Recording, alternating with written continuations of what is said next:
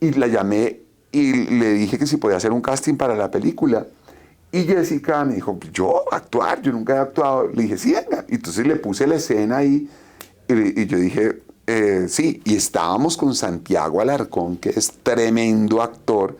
Y pues claro, estaba súper apabullante y aparece esta Jessica y logra como este eclipse. Un saludo muy especial para todos nuestros amigos y seguidores de quienique.com. Soy David Palencia y como siempre saludándolos en este espacio digital y como lo pueden ver con un invitado muy pero muy especial, el señor Harold, trompetero, director, creativo y en una faceta que pues personalmente yo no le conocía y es la de escritor.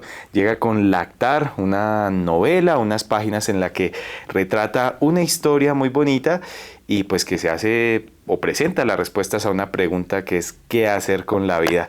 Y pues Harold nos acompaña acá en Quienique para que nos cuente los detalles de estas páginas. Harold, bienvenido a Quienique.com. Gracias, David, muy feliz de estar acá en Quienique. Y que yo tengo dislexia, hermano, y soy medio tartamudo. y esa es una de las cosas que me pasó con el libro, que para mí poder escribir es muy difícil porque yo salto las palabras, me como las palabras. Por ejemplo, cuando estoy escribiendo las dedicatorias, ahorita que estaba enferma de libros, entonces estoy escribiendo y me doy cuenta que me ha faltado una palabra y me toca hablar. Y fue un proceso muy largo y muy tortuoso y pues difícil. Me costó casi 15 años escribir este libro. Wow. Bueno, ¿cómo fue justamente la idea? ¿Cómo nace la historia? Y bueno, veamos que también tiene esa faceta de escritor, pero en la que leyendo por ahí decía que este es como un debut, ¿no? Como un debut oficial de esa faceta como escritor. Pues hermano, hay una teoría y es que todos los directores de cine somos escritores frustrados.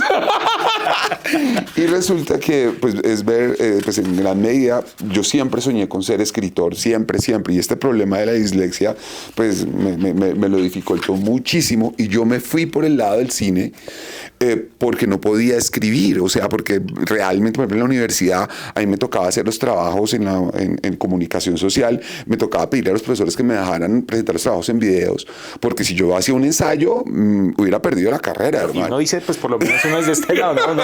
Los guiones, inclusive las escaletas para las prácticas en comunicación que se requiere. Entonces lo que hice yo fue exactamente eso, pues no voy a poder escribir, entonces voy a tratar en imágenes, pero mi gran frustración y mi gran deseo desde que yo tenía 12 años era ser escritor. Y en ese camino, hermano, pues empecé a darle, empecé a trabajar, a los 12 años precisamente, yo escribí una pequeña novela, se llamaba Los hijos mimados del dolor, pero eso no lo entendía nadie, eso no tenía, es una novela sobre Agua de Dios, el leprocomio, porque mi abuelo vivía en el leprocomio, era un poco loco, el tipo era un agiotista, millonario, así un personaje esto, y tenía la mala costumbre en su agiotismo de dar limosna.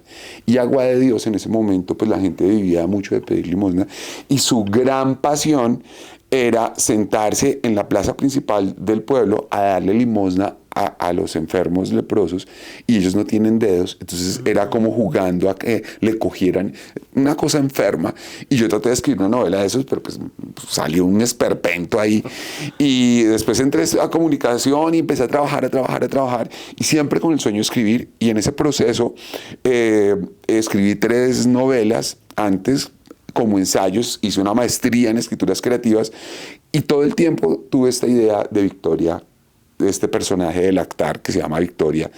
Resulta que una vez yo tenía una señora que me ayudaba en mi casa y era una señora elegantísima, chirriadísima, elegantemente. Era un problema que me fuera a la casa a ayudar porque pues iba cuando quería, pero hacía las cosas impecable. Y ella llegaba con su abrigo y un día le dije, ¿y usted por qué hace esto si usted no necesita esto? Y me dijo, porque yo acá descubro mundos, acá yo vivo, acá yo estoy. Y ahí empecé yo a elucubrar esta idea de esa soledad tan tan tétrica que a veces viven las personas mayores, sobre todo las mujeres. Y también cómo se establece... Y por el perfil también como que se salía el estereotipo, ¿no? Total. Que uno ve la señora que va y colabora. Y resulta que entonces esta señora que me dice que pues en sus locuras que hacía iba al parque de Lourdes a vender minutos de celular a escondidas, se metía a los jardines de bienestar familiar a cuidar niños eventualmente, porque decía, pues para mí es una aventura maravillosa hacer todo esto. Me decía que a veces también, pues eso no está en el libro, pero que a veces se subía y se disfrazaba de persona como si fuera de bajos recursos y pedía plata en los buses o en el Transmilenio.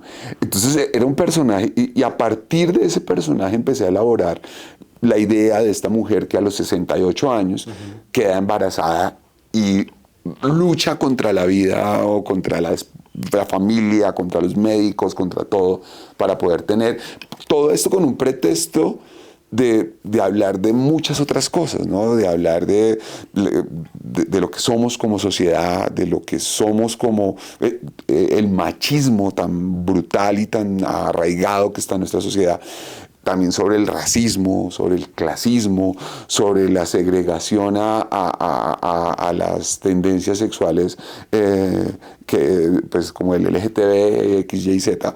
Entonces, pues empecé a elaborar esto y inicialmente lo que hice fue escribirlo como de guión cinematográfico. Sin dislexia. Con dislexia, pero supuestamente nadie se iba a dar cuenta. Ay, no importa, ahorita estoy escribiendo otro guión y se lo paso a mis lectores. Y dicen, Dios mío, ¿cómo diablos hace usted? Sobrevive milagro, prácticamente. Fueron como 30 versiones de guión, fue una investigación donde me ayudó una persona muy querida que lamentablemente ya falleció, una filósofa, antropóloga, socióloga, Alicia Ortega, una señora de adulta mayor, y yo me senté con ella y le empecé a preguntar, le conté la historia y le dije, bueno, ¿usted cómo enfrentaría esta situación? Casi como que hice un taller con ella y ella me iba guiando por la feminidad, que es un terreno tan complejo, ¿no? Es un mundo tan distante y distinto del de los hombres, o que no queremos asumir los hombres. Y pues con esa ayuda de la mano, como que me ayudó a darle ese toque extremadamente femenino que debería tener la historia. Bueno, y esa historia también pues parte principalmente por esa pregunta, ¿qué hacer con la vida? Me imagino que Harold se lo ha preguntado, lo quiso trasladar al libro, también que es como ese pequeño empujón que da pues al origen de estas páginas. Claro, yo creo que lo que más me costó fue llegar a ese comienzo. O sea, duré tiempo, yo escribí el guión, cambié, hice reescrituras, después pues, me lancé a pasar el guión a la novela y yo decía, bueno, ¿cómo empiezo esta historia? O sea, ¿cómo una persona llega a la conclusión teniéndolo todo, siendo millonaria? Y dije, pues también era estructurarlo de una manera en que uniera dos mundos, ¿no? O sea, el mundo de la gente adulta mayor, pero que también conectara con los jóvenes de alguna u otra manera.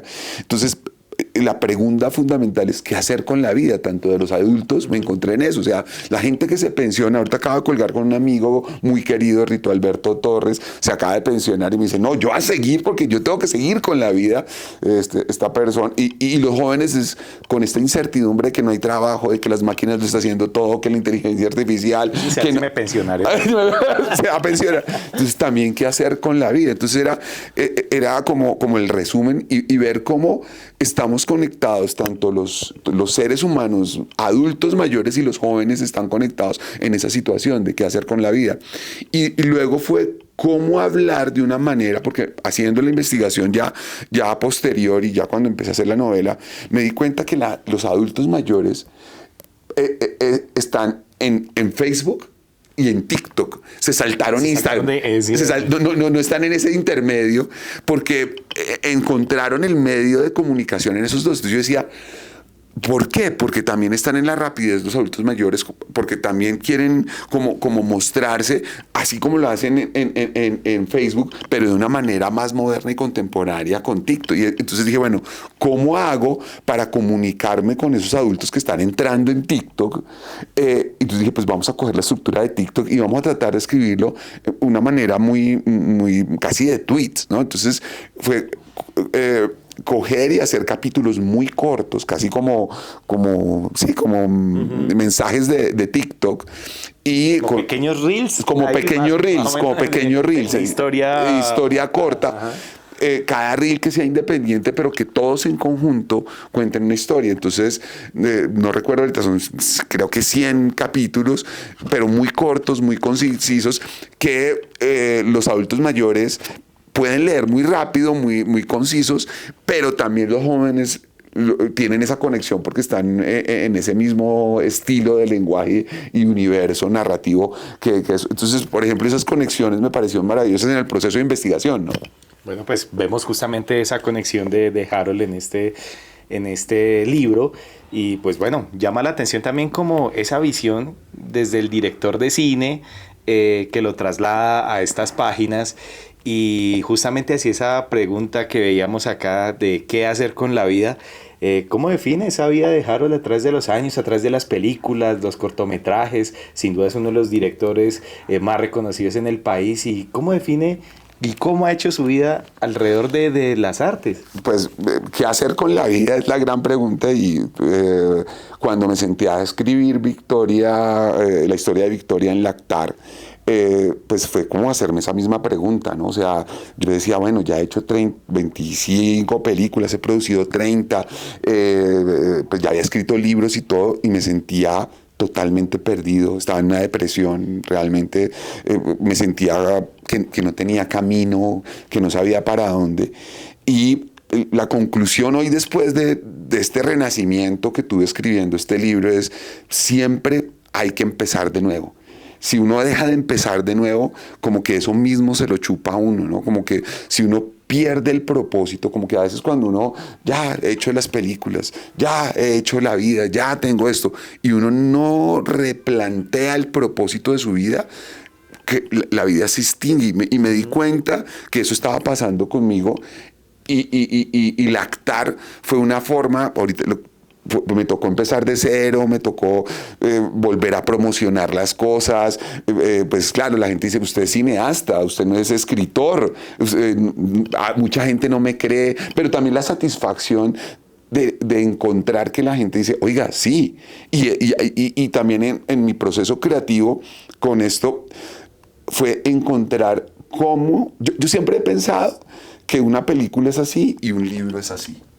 Sí, o sea, el libro tiene la profundidad, la novela tiene la profundidad que uno no logra en el cine, porque en el cine es una imagen, se lo dice todo. Casi obviamente, o lo veo yo, detallar más con palabras. Pero por el contrario, entonces fue una pelea también con los editores, con las editoriales, con todo, porque como que existen unos formalismos para escribir, ¿no? O sea, usted tiene que contarme todo, tiene que narrar, hay una norma que dice en los talleres de creatividad narrativa, que usted cuando escribe no cuente, sino describa. Uh-huh. Y yo decía, pues también por mi hándicap, por mi incapacidad, por la dislexia, me quedaba muy complicado, porque entre más describo, más me vuelvo loco con las palabras yendo y viniendo, y la ortografía, y las letras, y la gramática. Uh-huh. Entonces yo decía, yo tengo que ser muy concreto. Y claro, era una pelea, porque yo decía, es que no quiero contar, no quiero escribir, quiero contar, y que el espectador termine siendo parte de ser autor. Y pues los críticos literarios y los amigos literatos me decían, Harold, eso está buenísimo, pero esto no es literatura porque así no se escribe. Y yo le decía, no, es que no estamos acostumbrados a escribir así. Y ahora que veo la reacción del público, me dice, es maravilloso porque yo no digo cómo es Victoria, por ejemplo, yo no describo. Y siento a dos personas y me dicen, no, es que yo la veía de pelo blanco, no, yo la veía de pelo rojo, yo la veía con abrigo, no, yo la veía con falda. O sea, se me volvió un estilo, y lo que me he dado cuenta es que logré inconscientemente que cada persona se arme su propia película en la cabeza a partir de la forma en que estoy escribiendo. O sea, el lector ha terminado siendo autor también maravillosamente y sorprendentemente. Y lo que más me sorprende, acaba de llegar una señora que se llama María Eugenia, tiene 78 años, y me decía, me lo devoré en un vuelo de Bogotá a Miami en 3 horas. 3 horas, sí. Entonces, y me decía, y es que yo me imaginaba, y estaba con la amiga que le va a pasar, no, es que, y empezaban a discutir cómo era Victoria, cómo cada una se la imaginaba. Entonces dije, la apuesta sí funcionó en la medida en que, pues, traigo ese background del audiovisual, pero hago que el lector lo digiera de otra manera. Y pues de todas maneras tiene esa profundidad que no se logra en el audiovisual. Total. Ahorita Harold decía, bueno, obviamente uno se arma esa película, en ese caso leyendo este libro, ese imaginario. Y hablando también justamente de sus películas, Harold, pues una trayectoria. Recuerdo yo, o sea, mi primer recuerdo de Harold Trompetero es Diástole y Sístole, aquel película, cortometraje, por allá en los años... Mire que Diástole y Sístole, como es la vida. Hablando con Ramiro Meneses, como hablando de todo esto del actar y las nuevas narrativas y cómo la gente también se está alejando de las narrativas cinematográficas, porque hay una teoría que el ser humano ha ido perdiendo la capacidad de atención. Antes de la pandemia se calculan por estudios que era de 60 segundos la capacidad de atención de una persona. Y ahora, en este momento, está calculada en 18 segundos. Entonces, todos vemos películas con el WhatsApp o con el Instagram viéndolo y mantener la atención. Y me decía... Entonces decíamos, ¿cómo logramos? Y eso también está en Lactar, ¿cómo logramos mantener la atención? Y pues esos ritmos fragmentados de reel, esto. Y decíamos, en Diástole y Sístole ya estábamos indagando en eso porque era una fragmentación, esos cortometrajes y que lograban una misma historia. Y es paradójicamente cómo se retoma ahora eso, o retomo yo eso, en Lactar. Bueno, vemos que un adelantado. Pues sí, tal vez un adelantado. Claro, en ese momento cuando yo hice Diástole y Sístole hasta ahora, les voy a contar un secreto acá que estamos infiel. Y para todos los que tienen ideas y no las hacen, para que se metan en la cabeza que tienen que lograr sus ideas y así le digan que no, háganlas. En ese momento, en el Diástole y Sístole era el año 2000. Y empezaban a ver los Starcom, ¿no? los .com. Y unos amigos míos, yo trabajaba en publicidad, montaron una página, en ese momento era como Yahoo, una vaina así local. Yo les decía, oiga, yo creo que lo que puede funcionar en el internet es que cada uno, crear una página donde cada uno pueda entrar, armar un perfil, subir fotos y contar su día a día. Y todos me dijeron, no, marica, nada, está loco. Un Facebook. Y yo les decía, créame que yo creo que es por ese lado, porque y deseché la idea y 5 años después sale Facebook. Y es que las ideas, pues no voy a que yo sea es que las ideas están generadas por el ambiente y por el entorno social y cultural que tenemos. No es que yo sea el brillante, sino que uno es. Entonces, eso mismo es lo que yo creo que estaba en ese momento como cociéndose cuando hicimos Diástole y Sístole. En ese momento estaba empezando a ver la narrativa multimedia y empezaban a ver las narrativas fragmentadas. Entonces, en esa intuición, pues presentamos eso, pero pues no era, es un producto del momento.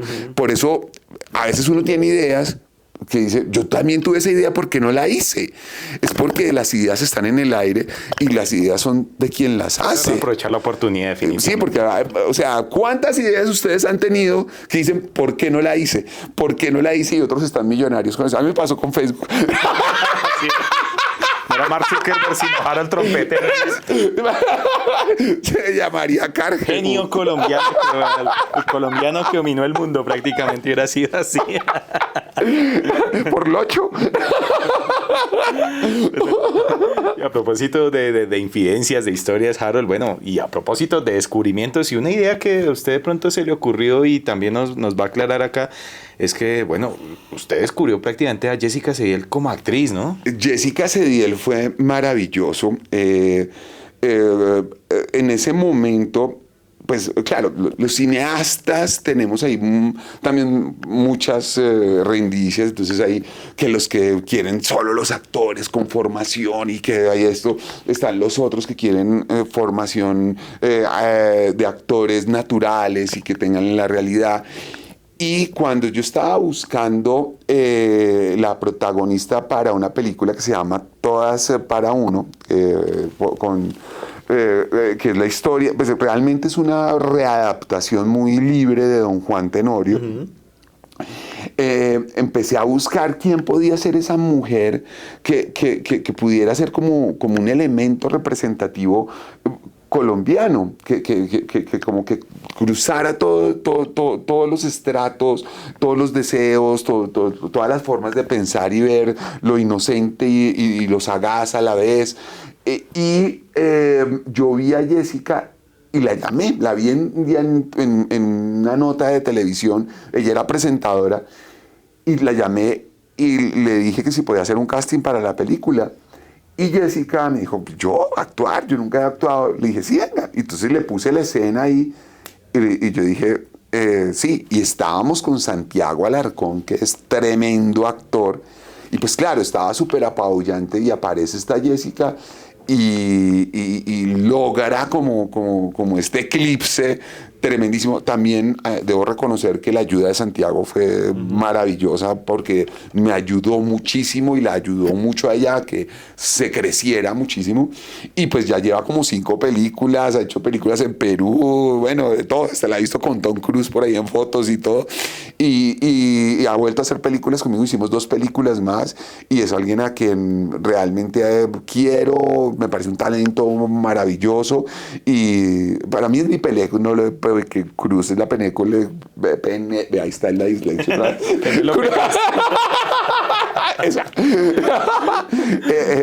Entonces, no, fue maravilloso y yo auguro que va a seguir haciendo muchas películas. Bueno, una idea que cogió y que sirvió, vea. Y arriesgarse y también jugar y pues marica, o sea, también anoche estaba viendo una vaina y es que el éxito y el fracaso son relativos, o sea, son conceptos que a quién le importa el éxito, a quién le importa el fracaso.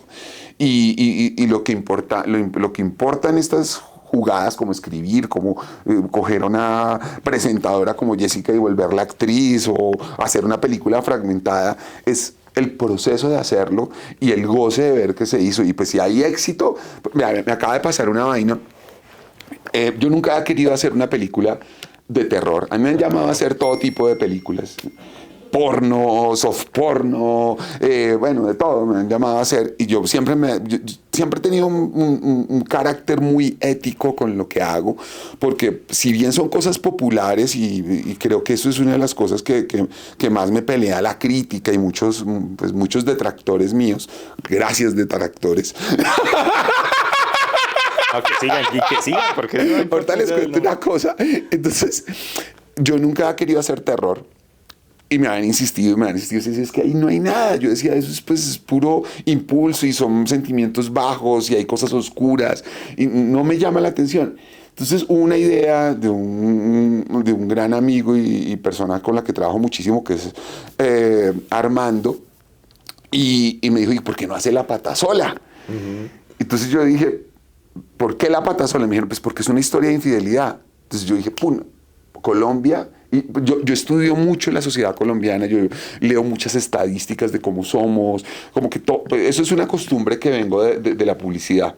Sí, que no mira los hábitos de consumo mira todo y de comportamiento, cómo estamos pensando, cómo estamos mirando el mundo, cómo nos afecta, cuáles son nuestros miedos. Por ejemplo, se rompen mitos, ¿no? Que somos el país, por ejemplo, estadísticas. En este momento, lamentablemente, uno de los principales problemas que hay en Colombia es la educación. En este momento, el promedio educativo de un niño colombiano de 15 años, comparado con los de la OCDE, es el de 9 años. O sea, un niño de 15 años hoy en día, su educación comparado con uno de la OCDE... 6 años atrás. Está 6 años atrás.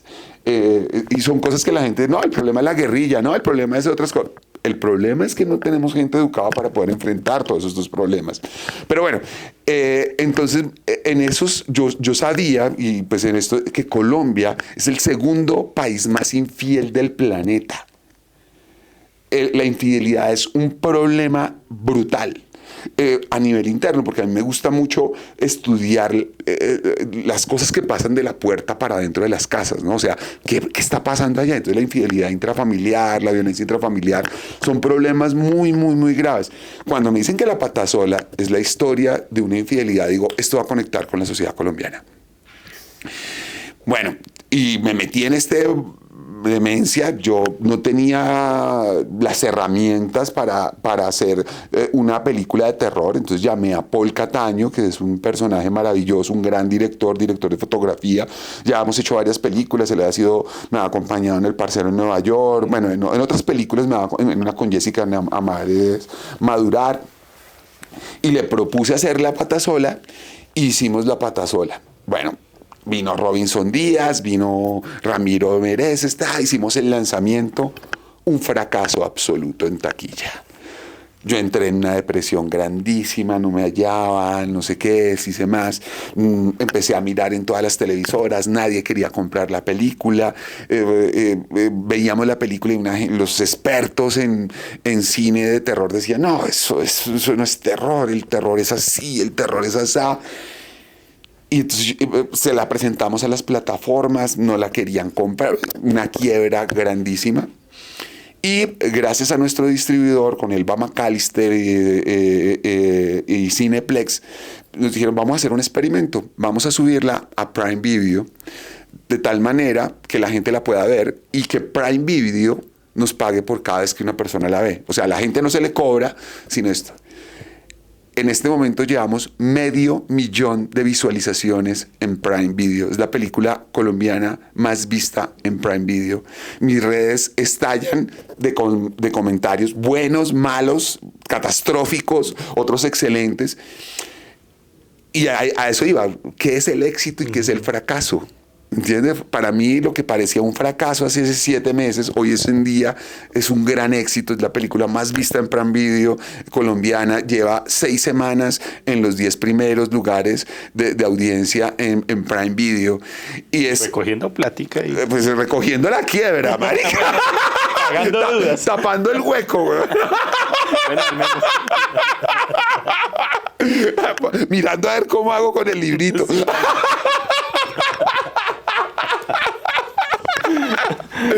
Pero el punto hoy, y entonces me empecé a ver, yo vivo en una finca en La Calera, yo vivo en un lugar rural, y de pronto empieza a aparecer la gente que está alrededor mío, el señor que carga los hielos, hace los trasteos, personas que nunca me habían visto una película.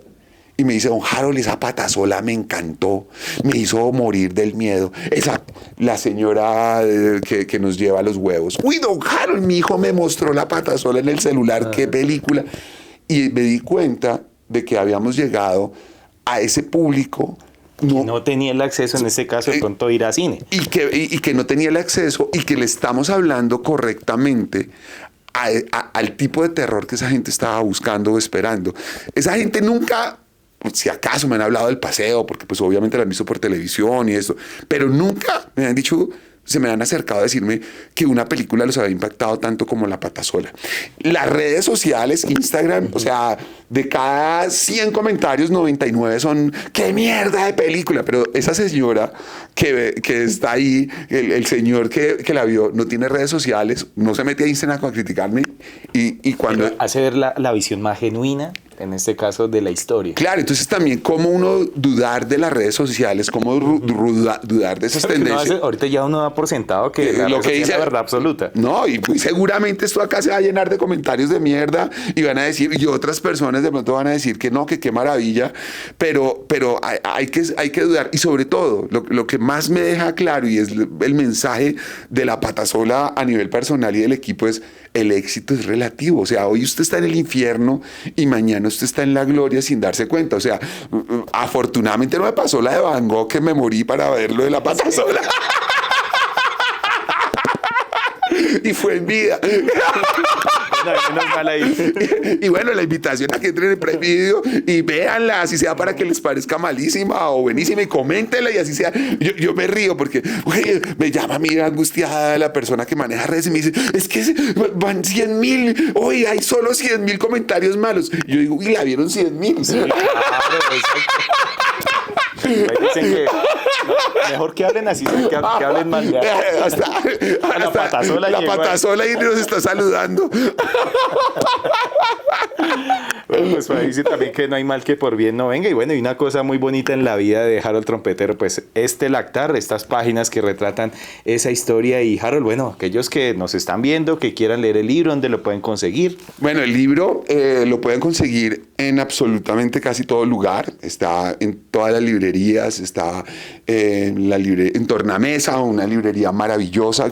Pues también una invitación a la gente a que vuelva a las librerías. Las librerías Cafecito, ese chévere, café con libro, eso es divino. Vayan a las librerías, así no compren el libro, no importa que no compren, miren, chismen, es un plan, es desconectarse del celular, es viajar. Y hay librerías maravillosas, por ejemplo, Tornamesa, que decía, Wilborada, está Ficciones, Bar de Libros, y las tradicionales librerías maravillosas como la Lerner del centro, todas las librerías nacionales. Miren, la gente que va a un aeropuerto, en vez de estar pendejeando en el aeropuerto, métanse a la librería nacional. En todo aeropuerto prácticamente en Colombia hay una librería nacional. Entonces vayan a las librerías. Así no lo compren, no estoy diciendo que van, si lo compran buenísimo, pero entren a librerías, porque uno se da cuenta ahí de cómo está el mundo, cómo está, y es un viaje. Y pues en todas esas librerías lo pueden conseguir Lactar, y pues también virtualmente pues lo pueden comprar en todas las páginas. Tenemos una línea habilitada en WhatsApp. Si se meten ahí en mi perfil o en el de Trompetero Producciones, pueden encontrar, y usted lo piden y se lo llevan hasta la puerta de su casa y lo paga contra entrega. También está electrónico en todas las plataformas electrónico. Eso debo decirlo, Editorial Planeta sí ha hecho un trabajo grandísimo. Y también quiero hacer una cuña para los que se animen a leer Lactar.